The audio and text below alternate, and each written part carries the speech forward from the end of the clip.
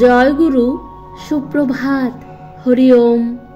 ওম অখণ্ড সংহিতা বা অখণ্ড মণ্ডলেশ্বর শ্রী শ্রীমৎ স্বামী স্বরূপানন্দ পরমহংসদেবের অমৃতময় উপদেশবাণী, দ্বাদশ খণ্ড।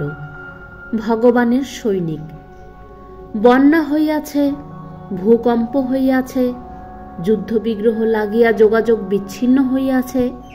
এই সকল যুক্তিতে তোমরা তোমাদের আদর্শ প্রচারের কাজে ঢিলা দিবে, ইহা আমি তোমাদের অযোগ্য আচরণ বলিয়া মনে করি।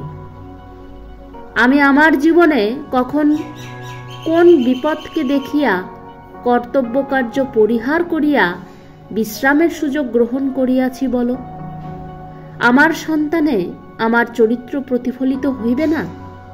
সাম্প্রদায়িক বিস্ফোরণ যখন চারিদিকে কেবল গৃহে গৃহে আগুন লাগাইয়া চলিয়াছে, তখনও তোমাদিগকে তোমাদের কাজ অমিত সাহসে, অসীম ধৈর্যে করিয়া যাইতে হইবে।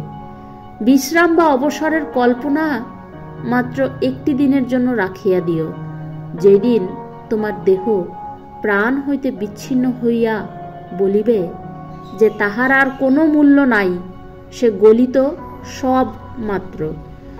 যতক্ষণ অসি দ্বিখণ্ডিত হইয়া ভূতলে গড়াগড়ি না দিতেছে, ততক্ষণ তুমি তাহাকে বিশ্রাম দিও না।